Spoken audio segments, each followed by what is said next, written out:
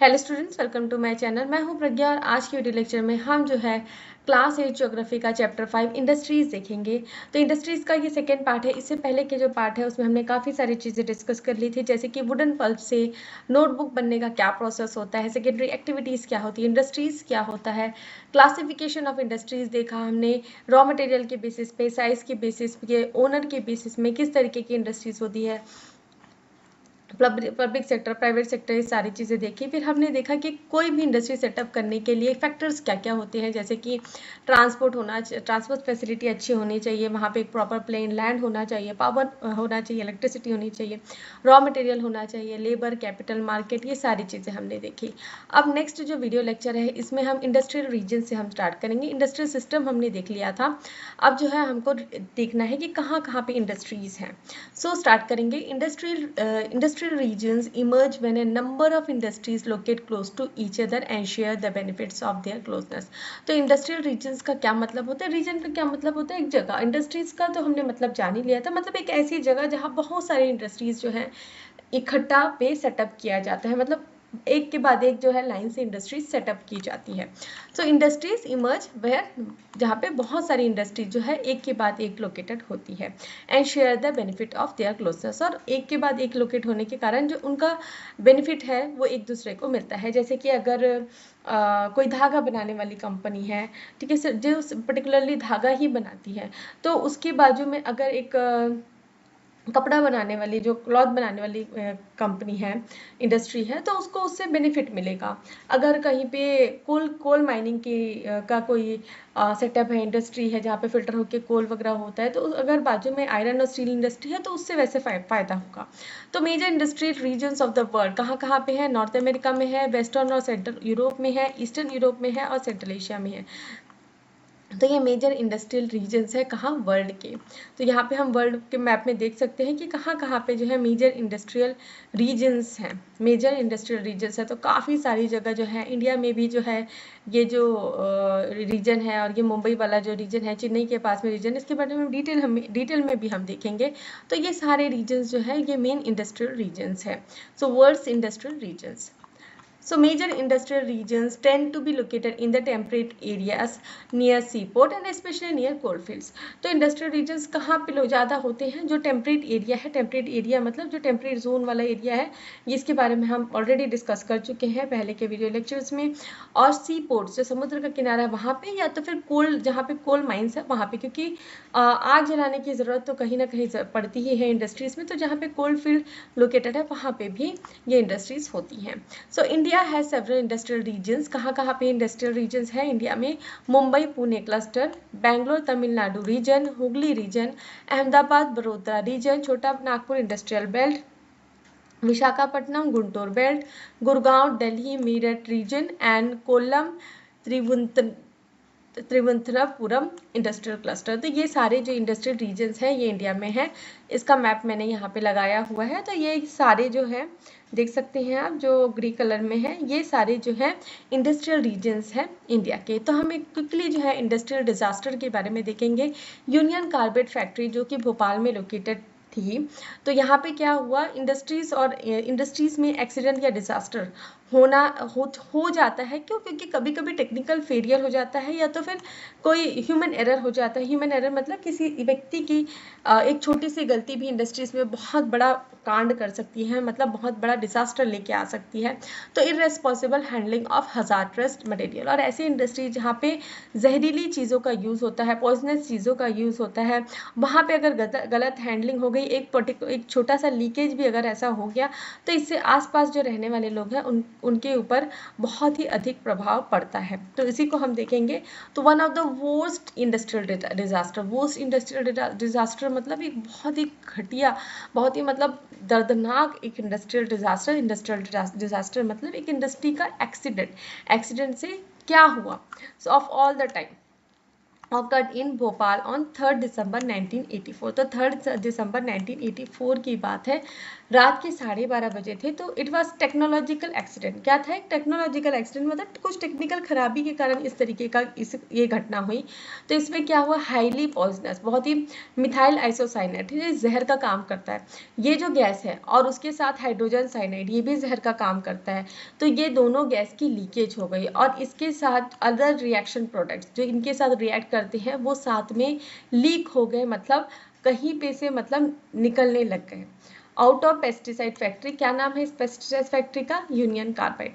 The official death, जो official death यहाँ पे रिकॉर्ड की गई थी वो क्या था? 3598 इन 1989।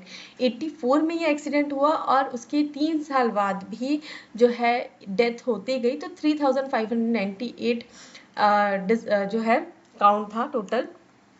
तो 1000 हु सर्वाइव, और जो बच भी गए उनमें कुछ ना कुछ जो है बीमारियां आ गई, अलाइनमेंट्स मतलब कुछ ना कुछ खामी आ गई, अलाइनमेंट्स आ गए, जैसे कि कुछ अंधे हो गए, ब्लाइंडनेस मतलब, और उनकी इम्यून सिस्टम खराब हो गया, या गैस्ट्रो इंटेस्टाइनल डिसऑर्डर हो गया। उनके गैस्ट्रो इंटेस्टाइनल डिसऑर्डर मतलब पेट से जो इंटेस्टाइन होता है, पेट से लेके इंटेस्टाइन, उसमें कुछ गड़बड़ी हो जाना।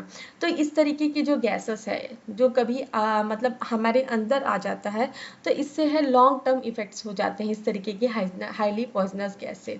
तो आप देखिए 84 से 89 के बीच में का डेथ बताया है, ऑन स्पॉट 1 महीने 2 महीने का डेथ नहीं बताया गया है। तो इस तरीके के हादसे, इसलिए इसे वोस्ट डिसास्टर, वोस्ट इंडस्ट्रियल डिसास्टर कहा जा रहा है। तो इस तरीके के हादसे कितने दर्दनाक हो सकते हैं, कितनी हानि पहुंचती है, आप ये खुद समझ सकते हैं। और ये कहा जाता है कि आज भी अगर वो हवा में ये जो गैसेस हैं, हाँ, कहीं ना कहीं मतलब इनका परसेंटेज आ जाता है जब ये लीक आउट होते हैं। तो इससे जो भी एरिया जहाँ पे ये हुआ है, कहीं ना कहीं वहाँ पे रहने वाले लोग को आज भी कहीं ना कहीं इससे फर्क पड़ता है। नेक्स्ट हमको देखना है चाइना का एक इंसिडेंट। तो यहाँ पे 23 दिसंबर 2005 को गैस ब्लो आउट हो गया। कहाँ पे? गाओ जियो गोंगकिंग, चाइना में। तो 243 पीपल जो है वहीं पे खत्म हो गए, 9000 जो है इंजर्ड हो गए, 64,000 को क्या है वहां से बाहर निकाला गया। यहाँ पे गैस ब्लोआउट मतलब अचानक से गैस जो है बाहर निकल आई, ठीक है। तो मैनी पीपल डाइड, अब बहुत सारे लोग मर गए, क्योंकि वो भाई एक गैस ब्लोआउट मतलब एक तरीके का एक्सप्लोजन ही हुआ। एक्सप्लोजन मतलब एक विस्फोट एक तरीके का विस्फोट हुआ। विस्फोट होगा तो एक बहुत ही हाई एनर्जी वहां से निकलेगी। तो यहाँ पे देखिए जब विस्फोट हुआ तो बहुत सारे लोग एकाएक तो वहां से भाग के नहीं जा सकते, तो बहुत लोग वहां से भाग नहीं पाए, और बहुत सारे लोगों को देखो burning and I, skin, lungs के डिसीज, ये सब गैसेस से इनको दिक्कत हुई। तो हम इस तरीके के रिस्क को रिड्यूस कैसे कर सकते हैं, इस तरीके की डिजास्टर कैसे ना हो, इसका हम कैसे मतलब ध्यान रख सकते हैं।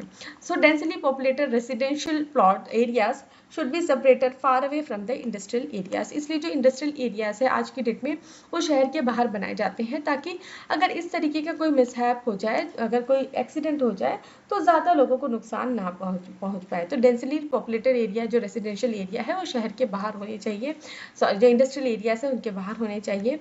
People staying in the vicinity of industry should be aware of the storage of toxic or hazardous substance and their possible effects in case if accident occurs। तो वहाँ पे जो लोग रह रहे हैं, जो वहाँ काम करते हैं, उनको इन चीज़ों के बारे में बहुत अच्छे से पता होना चाहिए। जो वहाँ पे स्टोरेज होता है, कहाँ पे कौन सा टॉक्सिन मतलब जो जहरीले सामग्री है, जो भी जहरीला सब्सटेंसेस है वो स्टोर हुआ है, उसके क्या साइड इफेक्ट्स हो सकते हैं, अगर इन केस कोई एक्सीडेंट हो गया तो हमको कैसे रिएक्ट करना है, ये सारी चीज़ें जो है उनको वहाँ के लोगों को पता होना चाहिए। नेक्स्ट है फायर वार्निंग और फाइटिंग सिस्टम। ठीक है, फायर वार्निंग सिस्टम भी होना चाहिए और फायर फाइटिंग सिस्टम भी होना चाहिए, ताकि इस तरीके का अगर आग लगने वाली स्थिति आए तो हम उससे तुरंत निपट सकें।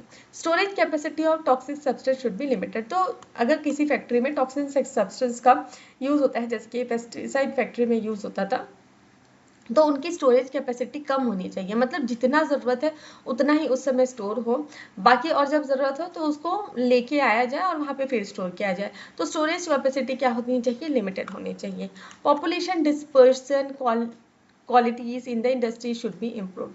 और जो पॉल्यूशन है, पॉल्यूशन डिस्पर्शन क्वालिटी, मतलब अगर कुछ भी बाहर निकलता है, जैसे कि कोई लिक्विड है जिसमें ये इस तरीके का जहरीला पदार्थ है जो बाहर, मतलब अब इंडस्ट्रीज का काम हो गया है ना, अब क्या है उसको वॉश आउट करना है, मतलब इंडस्ट्री से बाहर निकालना है, तो उसको निकालने से पहले जो है उसको प्रॉपर ट्रीटमेंट किया जाए। जैसे कि प्लांट्स वगैरह है, जैसे कि आयरन और स्टील प्लांट्स, वहाँ पे भी जो ब्लास्ट फर्नेस होता है उसके ऊपर से धुआं निकलता है, ठीक है, ऊपर से धुआं निकलता है। जहाँ पे भी अगर आपने देखा होगा कोई भी इंडस्ट्री है वहाँ से एक रहता है ब्लास्ट फर्नेस जहाँ से ऊपर से धुआं निकलता है, चिमनी भी आप मान लो, कहीं पे भी कोई भी है, तो उसका प्रॉपर ट्रीटमेंट होना बहुत ज़रूरी होता है। अगर वो तो प्रॉपर ट्रीटमेंट नहीं होगा तो वो हवा में जाएगा और हवा में जाके उसको पोल्यूट करेगा। Next is distribution of major industries. तो मेजर इंडस्ट्रीज के डिस्ट्रीब्यूशन के बारे में हमको बताना है कि कौन से जो है इंडस्ट्रीज हैं वो मेजर इंडस्ट्रीज हैं।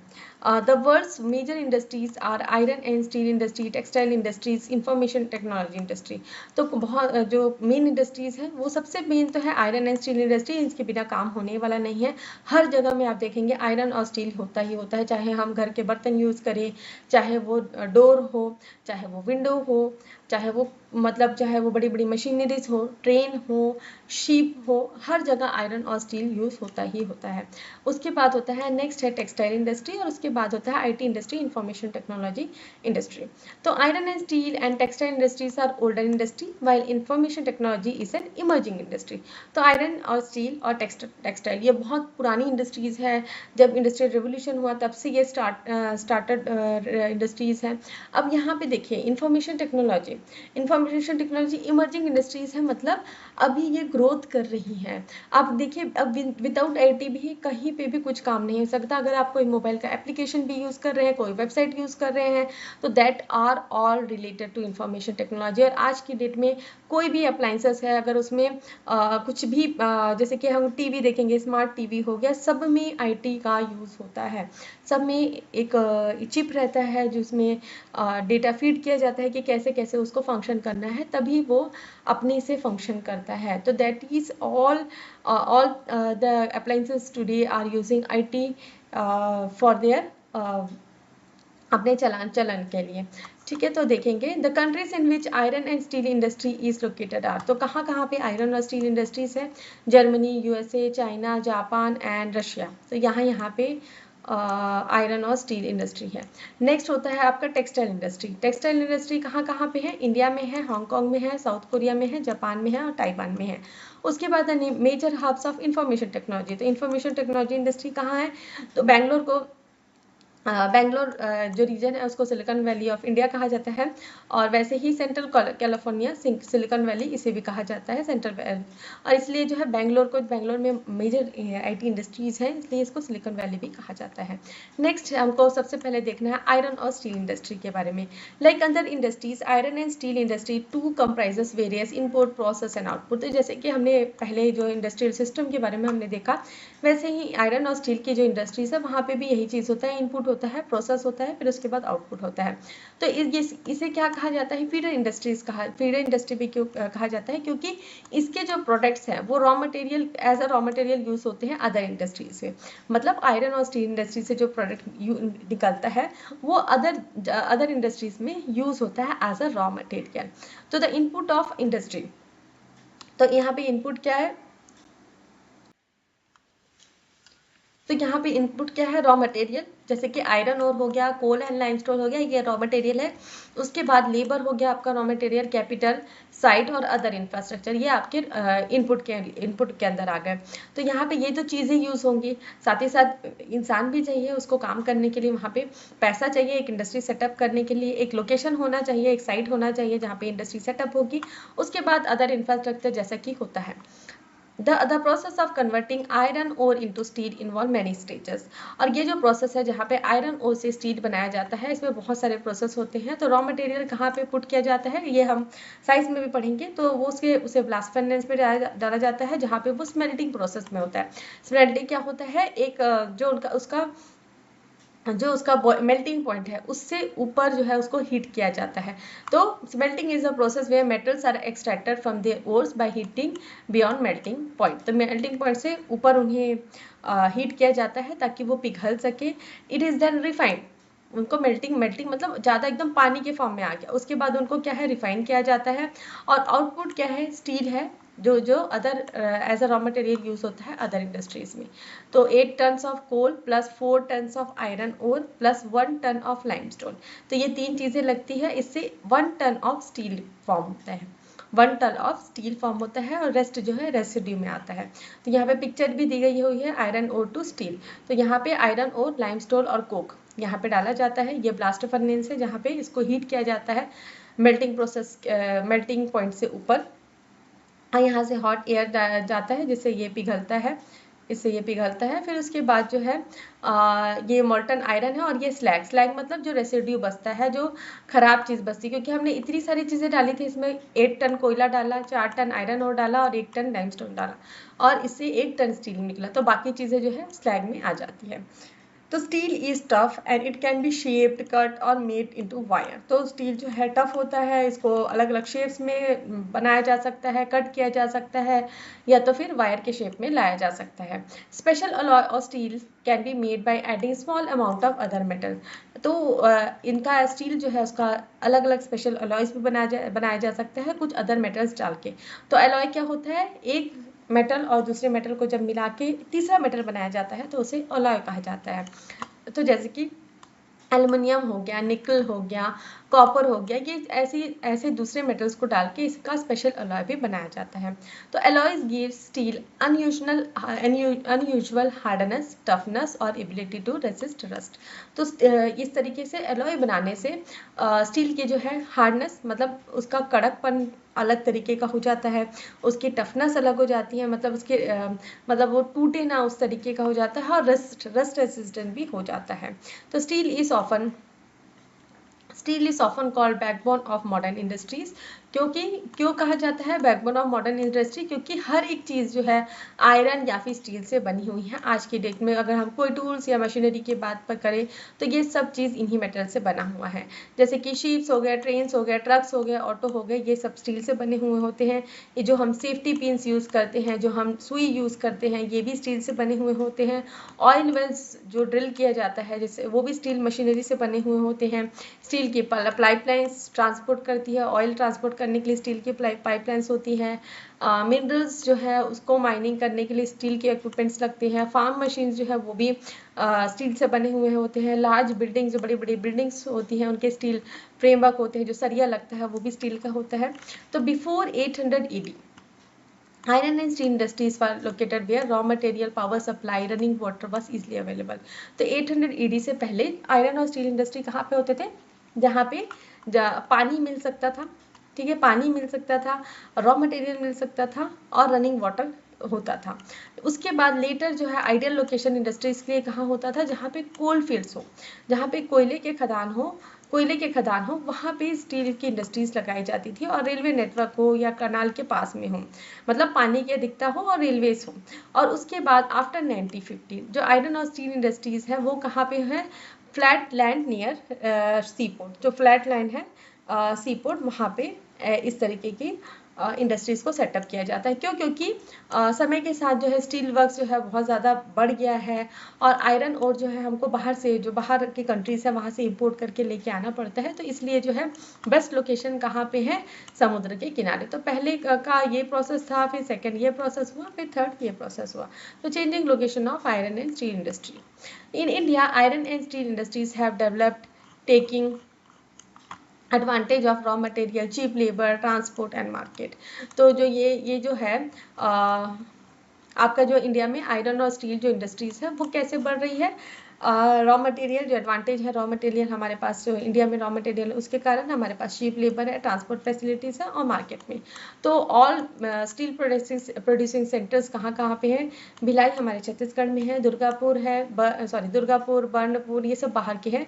भिलाई जो है छत्तीसगढ़ में है, दुर्गापुर जो है वेस्ट बंगाल में है, बर्नपुर हो गया जमशेदपुर आपका झारखंड में है, राउरकेला, बोकारो, ये सब जो है ये मेजर जो है स्टील प्रोड्यूसिंग सेंटर्स हैं। और ये जो है ये 4 स्टेट्स में है, वेस्ट बंगाल में है दुर्गापुर, बर्नपुर, उसके बाद झारखंड में है जमशेदपुर, राउरकेला, बोकारो उड़ीसा में है, और छत्तीसगढ़ में भिलाई है। सो भद्रावती, भद्रावती एंड विजयनगर इन कर्नाटका, ये कहाँ पे है आपका कर्नाटका में है। विशाखापट्टनम आंध्र प्रदेश में, सेलम तमिलनाडु में, ये भी major steel utilizing steel centre utilizing local resource. तो हमको जमशेदपुर के बारे में देखना है।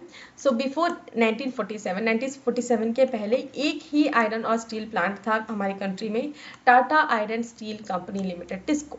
ठीक है, Tata iron steel company limited, TISCO कहा जाता था। इट वाज प्राइवेटली ओन्ड, तो उस समय क्या था, ये प्राइवेट ओनरशिप में था। और after independence government took the initiative and set up several iron and steel plant.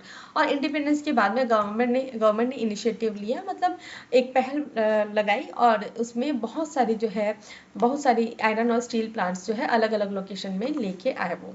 तो TISCO was started in 1907 at Sakshi.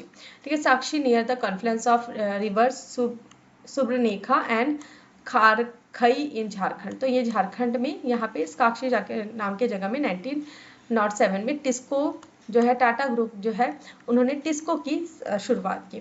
Geographically Jamshedpur was more conveniently situated iron and steel centre in the country, क्योंकि जमशेदपुर के पास में iron और की mines है, तो इसलिए वहाँ पे ये सेटअप किया गया था। तो ये यहाँ पे मैप दिया गया है, टाटा स्टील वर्क्स, ये स्वर्णरेखा रिवर है। तो location of iron and steel industry in Jamshedpur. So Sakchi was chosen to set up the steel plant for several reasons। तो कई रीजंस के कारण इस लोकेशन को चूज किया गया था स्टील इंडस्ट्री के लिए। The place was only 32 kilometre away from Kalimati station off on the Bengal Nagpur railway line. तो ये रेलवे लाइन के बहुत पास था, 32 किलोमीटर बस दूरी में। And it was close to iron ore coal and manganese deposit as well as Kolkata which provided a large market.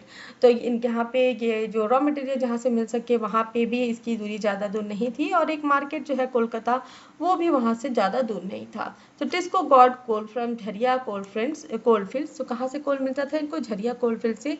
और iron और कहाँ, और आयरन और लाइमस्टोन डोलोमाइट मैग्नीज कहाँ से मिलता था, उड़ीसा से और छत्तीसगढ़ से। The Kharkai and Subarnarekha rivers ensured efficient water supply. तो वाटर सप्लाई इन रिवर्स से मिलता था। Government initiative provide adequate capital for its later development. और उसके बाद में जब हमारी कंट्री जो है आज़ाद हुई, उसके बाद गवर्नमेंट ने भी इनिशिएटिव दिया और एडुकेट कैपिटल दिया ताकि इस इंडस्ट्री का अच्छे से डेवलपमेंट हो सके। In Jamshedpur several industrial plants were set up after TISCO. They provide chemicals, locomotive parts, agriculture equipment, machinery, tin plate, cable and wire. तो टिस्को के एस्टेब्लिशमेंट के बाद जैसे कि एक इंडस्ट्रियल रीजन ही वहाँ पे बनाया गया, जिसमें अलग अलग फैक्ट्रीज वहाँ पे इंडस्ट्रीज वहाँ पे सेटअप की गई, जैसे कि केमिकल इंडस्ट्रीज हो गया, लोकोमोटिव पार्ट्स बनाने की इंडस्ट्री हो गई, क्योंकि आयरन और स्टील वहाँ पे तो बन रहा है, तो उससे जो बनने वाली चीज़ें हैं वो वहाँ पे बनना स्टार्ट हो गई। The development of iron and steel industries opened the door to rapid industrial development in India. Almost all sectors of Indian industry depend heavily on iron and steel industry for their basic infrastructure. तो iron और steel industry के development से बाकी जो industries हैं उसका development भी बहुत स्टार्ट हो गया। क्यों? क्योंकि जो बाकी इंडस्ट्रीज है वो इनडायरेक्टली जो है आयरन और स्टील इंडस्ट्रीज पे ही डिपेंडेंट है। वो आयरन और स्टील के जो प्रोडक्ट्स है उसको हम अपने रॉ मटेरियल यूज़ करते हैं, ये हमने ऑलरेडी पढ़ लिया है। तो in the Indian iron and steel industry consist of large integrated steel plants as well as mini steel plants. It also include secondary producers, rolling mills and ancillaries industries. तो यहाँ पे जो आयरन और steel industries है उसको क्या कहा जाए, वो लार्ज इंटीग्रेटेड स्टील प्लांट्स भी हैं और मिनी स्टील प्लांट्स भी हैं। तो इसमें सेकेंडरी प्रोड्यूसर्स आ जाते हैं, रोलिंग मिल्स, एंसिलरीज इंडस्ट्रीज भी आ जाती हैं। नेक्स्ट आता है हमको पिट्सबर्ग के बारे में देखना है। तो ये फॉरेन कंट्री का आयरन और स्टील इंडस्ट्री है। तो it is important steel city of United States of America. तो ये पिट्सबर्ग जो है इम्पॉर्टेंट स्टील सिटी है कहाँ का, यूनाइटेड स्टेट्स ऑफ अमेरिका में। The steel industries at Pittsburgh enjoys location advantage. तो यहाँ पे ये जो इंडस्ट्री यहाँ पे सेटअप की गई है क्योंकि यहाँ पे लोकेशन का एडवांटेज है। Some of the raw material such as coal is available locally. तो कोल वहाँ पे लोकली अवेलेबल है। आयरन ओर जो है वो आयरन माइन से आता है कहाँ, मिनीसोटा करके जगह से आयरन ओर आ जाता है अबाउट 1500 किलोमीटर फ्रॉम पिट्सबर्ग। तो पिट्सबर्ग से 1500 किलोमीटर की दूरी पे है जहाँ से आयरन ओर आता है। Between this mines and Pittsburgh is one of the world's best route for shipping ore cheaply. तो यहाँ पे एक शिपिंग रूट भी मिल गया यहाँ पे। तो फेमस जो लेक्स हैं, ग्रेट लेक वाटरवेज, ट्रेन्स भी यहाँ पे अवेलेबिलिटी है। Trains carrying the ore from Great Lake to Pittsburgh area, the Ohio, the Monongahela and Allegheny rivers provide adequate water supply. तो वाटर सप्लाई इन रिवर से मिल जाता है। Today very few of the large steel mills are in Pittsburgh itself. तो बहुत सारे जो लार्ज स्टील मिल्स हैं वो पिट्सबर्ग में ही लोकेटेड है। They are located in the valley of Monongahela and Allegheny rivers above Pittsburgh and along the Ohio River below it. Finished steel is transported to market by land or water ways. तो यहाँ पे जो है जो भी industries हैं वहाँ से जो फिनिश स्टील निकलता है उसको मार्केट में बोथ सी और लैंड रूट से जो है वाटर और लैंड रूट से एक जगह से दूसरी जगह लेके जाया जाता है। तो Pittsburgh area has many factories. तो यहाँ पे बहुत सारी फैक्ट्रीज हैं। Other than steel mills they use steel as their raw material. तो जैसे कि हमने पहले देखा तो जो भी इंडस्ट्रीज जो स्टील को as a raw material use करती है उसको वहाँ पे आस पड़ोस में सेटअप किया जाता है जिससे वो डिफरेंट प्रोडक्ट्स बनाती है, जैसे कि रेल रोड इक्विपमेंट्स हो गया, हैवी मशीनरीज हो गया और रेल हो गया। उसके बाद हमको टेक्सटाइल इंडस्ट्री के बारे में देखना है। तो वर्ड टेक्सटाइल का मतलब ही होता है टू वीव मतलब बुनाई करना। So weaving cloth from yarn is ancient art. तो ये एंशंट आर्ट है, बहुत पुराना आर्ट है जहाँ पे क्या किया जाता है, जो यार्न है, यार्न मतलब जो धागा है उससे क्या है कपड़े बनाए जाते हैं। तो cotton, wool, silk, jute, flax has been used for making cloth. तो ये सारे मटेरियल्स जो है कपड़े बनाने के लिए यूज़ किए जाते हैं। जैसे कि कॉटन हो गया जो कपास रुई, वूल हो गया जो जानवरों से शीप से निकाला जाता है, सिल्क जो है सिल्क वॉर्म के कीड़े से निकाला जाता है, जूट का पेड़ होता है और फ्लैक्स का भी पौधा होता है जिससे क्लॉथ बनाया जाता है। तो textile industries can be divided on the basis of raw material used in them. तो ये जो रॉ मटेरियल यूज हो रहा है उसके बेसिस में टेक्सटाइल इंडस्ट्रीज को डिफ्रेंशिएट किया जाता है। तो fibres are raw material of textile industries. तो फाइबर्स कैन बी नेचुरल और मैनमेड। तो फाइबर जो है वो रॉ मटेरियल होता है टेक्सटाइल इंडस्ट्रीज का। तो फाइबर्स जो है नेचुरल हो सकते हैं या मैनमेड हो सकते हैं। तो नेचुरल फाइबर्स जो है जैसे कि वूल हो गया, सिल्क हो गया, कॉटन हो गया, लिनन हो गया, जूट हो गया। और मैनमेड फाइबर्स में जो है वो नायलॉन, पॉलिस्टर, एक्रेलिक, रेयॉन हो गए। तो नेचुरल मतलब जो प्लांट से होते हैं और जो मैनमेड मतलब जो इंडस्ट्रीज में बनाए जाते हैं। तो the cotton textile industries is one of the oldest industries in the world. तो जब से ह्यूमन है तब से वो कपड़ा पहनना जान रहे हैं और तब से जो है कॉटन के कपड़े बनते आ रहे हैं। तो ये बहुत पुरानी इंडस्ट्री है। टिल इंडस्ट्रियल रेवोल्यूशन से पहले 18th सेंचुरी में कॉटन क्लोथ जो है वो हैंड स्पिनिंग टेक्निक से बनाए जाते थे। जैसे चरखा का आपने पिक्चर देखा होगा। तो चरखा में जो है वो बुनाई हो जाती है, मतलब धागा बनाया जाता था, उसके बाद लूम्स बनाए जाते थे। फिर उसके बाद जो 18th सेंचुरी में पावर लूम्स आ गए जिससे कि ये जो कॉटन टेक्सटाइल इंडस्ट्रीज है उसका बहुत ही ज़्यादा डेवलपमेंट हुआ। जो पावर लूम कहाँ पे सबसे पहले आया, ब्रिटेन में आया, उसके बाद जो other parts of the world में आया। तो टुडे इंडिया, चाइना, जापान, तो इंडिया, चाइना, जापान, यूएसए ये इंपॉर्टेंट प्रोड्यूसर्स है कॉटन टेक्सटाइल्स के। So India has a glorious tradition of producing excellent quality textiles. तो बहुत ही मतलब अच्छा इतिहास है इंडिया का, ग्लोरियस इतिहास है जहाँ पे इंडिया को जाना जाता था टेक्सटाइल के लिए। जो इंडिया में जो कॉटन क्लोथ्स बनते थे उसके भी मतलब वो ब्रिटिशर्स को बहुत ही पसंद आते थे। सो बिफोर ब्रिटिश रूल से पहले India hand spoon and hand woman cloth already had wide market. तो बहुत बड़ा मार्केट था। तो जो मसलिन होते थे धागा के, चिंस होते थे मसली पटलम के, कैलिकोस होता था कैलिकट का, एंड गोल्ड रॉट कॉटन होता था बुरहानपुर का, सूरत का, वडोदरा का। ये सब पूरे वर्ल्ड वाइड मतलब पूरे विश्व में फेमस थे अपनी क्वालिटी और डिज़ाइन के लिए।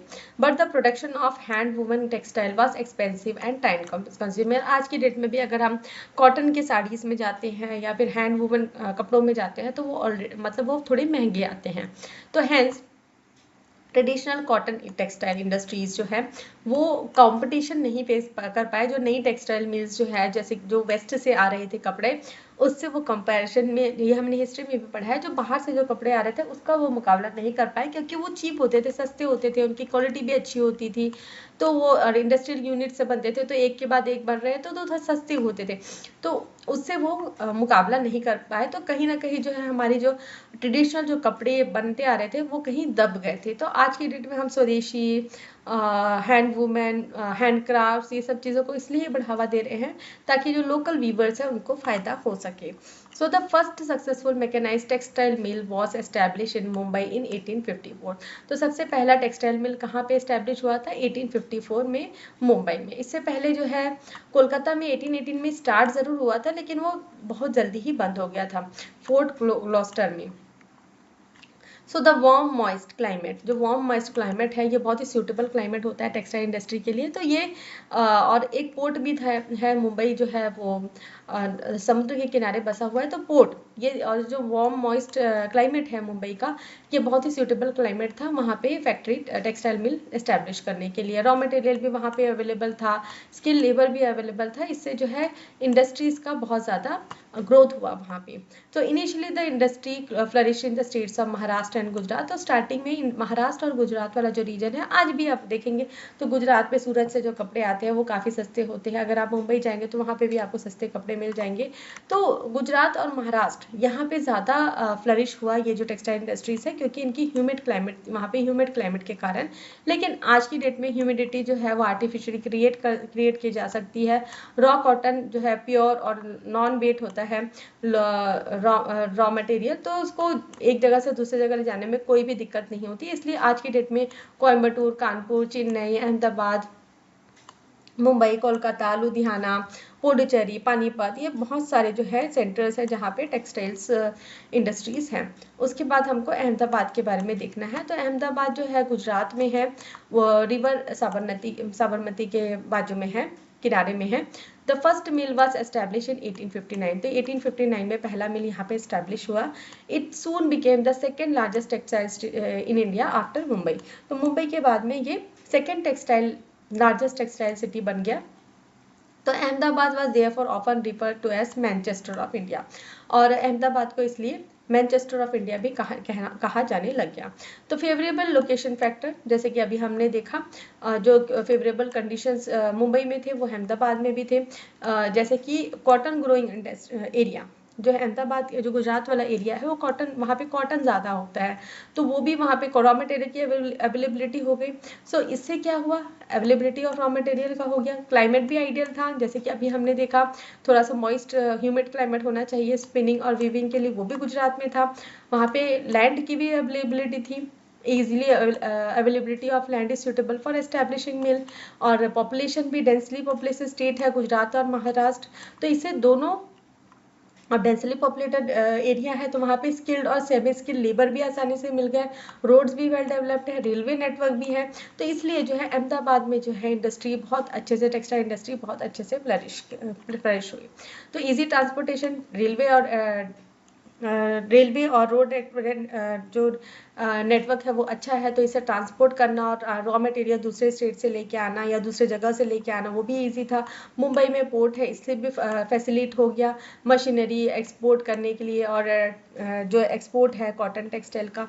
लेकिन जो रिसेंट ईयर्स में अहमदाबाद टेक्सटाइल मिल्स जो है उसमें कुछ प्रॉब्लम्स चल रही हैं। क्यों प्रॉब्लम्स है? तो बहुत सारे टेक्सटाइल मिल्स आ गई, इसके कारण जो है कुछ जो टेक्सटाइल मिल्स है उसको अहमदाबाद में क्लोज करना पड़ा। क्यों? क्योंकि नई टेक्सटाइल सेंटर्स आ गई, नई टेक्नोलॉजीज आ गई, नए अपग्रेडेड मशीन्स आ गई, तो जो पुरानी मशीनों में चल रही थी उनको बंद करना पड़ा। अब नेक्स्ट हमको देखना है लास्ट टॉपिक ओसाका के बारे में। तो ओसाका जो है उसे मैनचेस्टर ऑफ जापान कहा जाता है, और ये जो टेक्सटाइल इंडस्ट्री है ये ओसाका में है। क्यों? क्योंकि यहाँ पे जो जोग्राफिकल फैक्टर्स जो है वो ठीक है। तो एक्सक्लूसिव प्लेन एरियाज है जहाँ पे इंडस्ट्रीज का ग्रोथ हो सकता है, कॉटन मिल्स का। वार्म और ह्यूमिड क्लाइमेट है, सेम जो हम अहमदाबाद और मुंबई के लिए देखा वही सेम चीज़ है। और जैसे कि वो साबरमती रिवर का यूज़ कर रहे थे, वहाँ यहाँ पे रिवर योदो का यूज़ कर रहे हैं, जिससे पानी मिल्स में जाता है। लेबर पे यहाँ पे इजिली अवेलेबल है, और लोकेशन भी है, पोर्ट है, और जिससे कि इंपोर्ट किया जा सके रॉ कॉटन को, और एक्सपोर्ट किया जा सके, जो भी टेक्सटाइल बन रहे हैं एक्सपोर्ट किया जा सके, बाहर ले जाया जा सके। तो जो टेक्सटाइल इंडस्ट्री ओसाका में है वो डिपेंड करती है इम्पोर्टेड रॉ मटेरियल्स पे, जो रॉ मटेरियल आता है। तो कॉटन कहाँ से आता है ओसाका में? इजिप्ट से। ठीक है, हमने प्रीवियस चैप्टर्स में देखा है कि इजिप्ट में हाई क्वालिटी जो है कॉटन उगाया जाता है। तो कहाँ कहाँ से आता है यहाँ पे कॉटन? इजिप्ट से, इंडिया से, चाइना से और यूएसए से। तो यहाँ से कॉटन यहाँ पे इंपोर्ट किया जाता है, और यही इम्पोर्टेड जो कॉटन इंपोर्ट किया जाता है मतलब होता है दूसरे कंट्री से लाया जाता है, और एक्सपोर्ट कर मतलब दूसरे कंट्रीज को भेजना। और ये जो फिनिश्ड प्रोडक्ट्स हैं इसको एक्सपोर्ट किया जाता है, और इसका एक अच्छा मार्केट है, गुड क्वालिटी है, और प्राइस भी इसकी लो होती है। Though it was one of the important textile cities in the country of late, cotton textile of Osaka has been replaced by other industries such as iron and steel machinery, ship building and automobiles, electrical equipments and cement. तो यहाँ पे ये बताया जा रहा है important textile industries cities में, या जो इम्पॉर्टेंट टेक्सटाइल सिटी है कंट्री का, लेकिन धीरे धीरे क्या है इसको रिप्लेस किया गया अदर इंडस्ट्री से, क्योंकि देखिए कॉटन को इंपोर्ट किया जा रहा है, और आज की डेट में जो है इतना एडवांसमेंट हो गया है कि कपड़े जो बनाना बहुत ही ईजी हो गया है, तो इसलिए इसको रिप्लेस किया गया आयरन और steel machinery, ship building, automobiles या इलेक्ट्रिकल इक्विपमेंट्स और स्टील सीमेंट इंडस्ट्री से, ओसाका में ही। तो यहाँ पे हमने ये चैप्टर कंप्लीट कर लिया है। और अगर आपको मेरा ये चैप्टर पसंद आया है, मेरा वीडियो लेक्चर पसंद आया है, तो वीडियो को लाइक शेयर करें, कमेंट करके बताएं कि वीडियो कैसा लगा। अगर मेरे वीडियोस पसंद आते हैं तो चैनल को सब्सक्राइब कर लीजिए, बेल नोटिफिकेशन को भी ऑन कर लीजिए, ताकि जब भी मैं नए वीडियोस डालूँ तो आपको नोटिफिकेशन मिल सके। अगर आपके कोई डाउट है, अगर आपको कुछ लगता है कि आपको कोई टॉपिक समझ में नहीं आ रहा है, वो भी आप कमेंट में बता सकते हैं, मैं ज़रूर उस टॉपिक पर वीडियो बनाऊँगी। Thanks for watching.